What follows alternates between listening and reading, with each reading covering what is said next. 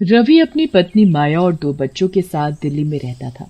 बच्चों की गर्मियों की छुट्टियां थी, इसलिए वे दोनों एक दिन मम्मी से नानी के गांव घूमने जाने की जिद करने लगे। मम्मी प्लीज हमें नानी के गांव घुमाने ले चलो ना। हाँ मम्मी, हमें इन गर्मियों की छुट्टियों में नानी से मिलने उनके गांव जाना है। ठीक है बेटा, हम सभी आपकी नानी से मिलने चलेंगे। वैसे भी काफी टाइम हो गया है माँ से मिले हुए। मैं रात को ही आपके पापा से बात करती हूँ। रवि रात को ऑफिस से घर आता है तो रवि की पत्नी माया रवि से गांव जाने की बात करती है। तभी रवि खुश होकर माया से बोलता है, अरे वाह, ये तो बहुत अच्छी बात है। मुझे भी ऑफिस से 1 हफ्ते की छुट्टी मिली है। अजी, ये तो बहुत ही अच्छी बात सुनाई आपने। ठीक है, तो कल शाम को ही गांव के लिए निकल लेते हैं। और हाँ, सभी की पैकिंग अच्छे से कर लेना।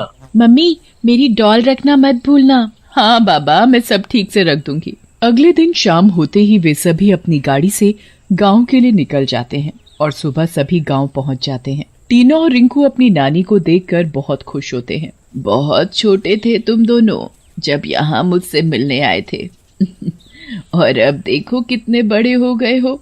हाँ माँ, बड़े भी हो गए हैं और बहुत शरारती भी। ऐसा बोलकर सभी अपने कमरे में आराम करने के लिए चले जाते हैं। अरे वाह, कितना सुंदर कमरा है। और खिड़की से बाहर तो देखो, कितने हरे भरे पेड़ हैं। अगले दिन सुबह सभी नाश्ता कर रहे होते हैं कि तभी रिंकू और टीना अपने पापा से बाहर घूमने जाने की जिद करते हैं। तभी नानी बच्चों से बोलती है, बच्चों, नदी के पास एक घना बरगद का पेड़ है। उस पर एक झूला लटका हुआ है। वहाँ कोई नहीं जाता, इसलिए तुम दोनों भी झूले से जरा दूर ही रहना। पर क्यों नानी, ऐसा क्या है उस झूले में? तभी नानी तेज आवाज में टीना से बोलती है, एक बार बोल दिया ना, नहीं जाना। ओके नानी, हम वहाँ नहीं जाएंगे, पर अब तो हमें बाहर घूमने जाने दो ना। फिर वे दोनों गांव में घूमने के लिए चले जाते हैं। तभी गांव के कुछ लोग रिंकू और टीना को देखकर बोलते हैं, अरे बिटिया, तुम कौन हो? पहले तो कभी नहीं देखा तुम दोनों को। आए? जी अंकल, हम इस गांव के नहीं हैं। हम दिल्ली से आए हैं अपनी नानी से मिलने और अब गांव में घूमने के लिए निकले हैं। ये तो बहुत ही बढ़िया है बेटा, पर एक बात का ध्यान रखना तुम दोनों। पर वो क्या अंकल? के पास बरगद के पेड़ पर जो झूला बंधा है, वहाँ मत जाना, ठीक है? जी ठीक है। मगर टीना कहाँ मानने वाली थी। वो रिंकू से झूले को देखने की जिद करने लगती है। टीना रिंकू से बोलती है, अरे भाई प्लीज मुझे झूला देखने दो। मैं सच्ची बोलती हूँ कि मैं उस झूले से दूर ही रहूंगी। प्लीज भाई, मान भी जाओ ना। ठीक है, बस दूर से ही देखना। वे दोनों बरगद के पेड़ से लटके उस झूले के पास जाते हैं और झूले को देखने लगते हैं। अचानक से झूला धीरे धीरे हिलने लगता है, जैसे उन्हें अपनी ओर बुला रहा हो। टीना झूले के पास जाती है और उस पर बैठकर झूला झूलने लगती है। तभी रिंकू गुस्से से टीना से बोलता है, टीना, मैंने तुम्हें कहा था ना कि झूले से दूर रहना। अरे भाई देखो ना, झूला झूलने में कितना मजा आ रहा है। एक बार आप भी झूल कर देखो। ओफो, अब चलो यहाँ से। अगर नानी को पता चला तो वो बहुत गुस्सा करेंगी। फिर वे दोनों वहाँ से चले जाते हैं। कुछ देर बाद रात हो जाती है। टीना अपने मम्मी पापा के साथ उनके कमरे में सोने चली जाती है और रिंकू अपनी नानी के साथ सो जाता है। आधी रात हो जाती है। तभी बाहर से आवाज आने लगती है, जैसे कोई टीना को बुला रहा हो। टीना उठकर आवाज के पीछे चल देती है और वो उसी झूले के पास पहुंच जाती है और झूला झूलने लगती है। रात को टीना की माँ पानी पीने के लिए उठती है और देखती है कि टीना वहाँ नहीं है। वे पूरे घर में टीना को ढूंढती हैं, पर टीना कहीं नजर नहीं आती। वे परेशान होकर टीना के पापा को उठाती है और बोलती है, अजी उठिए, देखिए ना, टीना न जाने इतनी रात को कहाँ चली गई है। अरे भाग्यवान, इतनी रात को कहाँ जाएगी? देखो जरा, अपनी नानी के साथ सो रही होगी।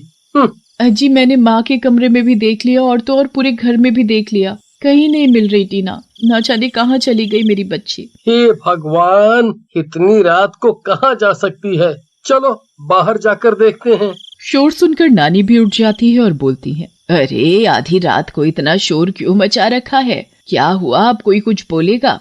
माँ टीना कहीं नहीं मिल रही है, ना जाने कहाँ चली गई। ऐसा बोलकर सभी टीना को गांव में ढूंढने निकल जाते हैं और टीना को ढूंढते हुए सभी उसी झूले के पास जाकर पहुंच जाते हैं। इतनी रात में टीना को झूला झूलते देख सभी के होश उड़ जाते हैं। तभी रवि टीना से बोलता है, बेटी टीना, तुम इतनी रात को यहाँ झूले पर क्यों आई हो? और तुम्हें नानी ने यहाँ आने को मना किया था ना? टीना बिना कुछ बोले झूला झूलती रहती है। ये देखकर नानी टीना के पास जाती है और जैसे ही वो टीना को झूले से उतारने लगती है, उन्हें एक जोरदार झटका लगता है और नानी जमीन पर गिर पड़ती है। ये देखकर टीना जोर जोर से हंसने लगती है और देखते ही देखते टीना एक डरावनी चुड़ैल का रूप ले लेती है और बोलती है, कोई नहीं बचेगा, सब के सब मारे जाओगे। चुड़ैल को देखकर सभी बहुत डर जाते हैं। हे भगवान, ये क्या हो गया मेरी बच्ची को? ऐसा बोलकर टीना की माँ जोर जोर से रोने लगती है। तभी नानी तेज आवाज में हनुमान चालीसा सुनाने लगती है। हनुमान चालीसा सुनते ही चुड़ैल जोर जोर से चिल्लाने लगती है और टीना के शरीर से निकल जाती है और टीना बेहोश होकर जमीन पर गिर पड़ती है। रवि अपनी बेटी टीना को गोद में उठा लेता है और घर ले आता है। अगले दिन रवि टीना को समझाता है और टीना को झूले के पास जाने के लिए मना कर देता है। ठीक है पापा, अब मैं उस झूले के पास नहीं जाऊंगी। फिर टीना और रिंकू बाहर खेलने चले जाते हैं। कुछ देर बाद रात हो जाती है।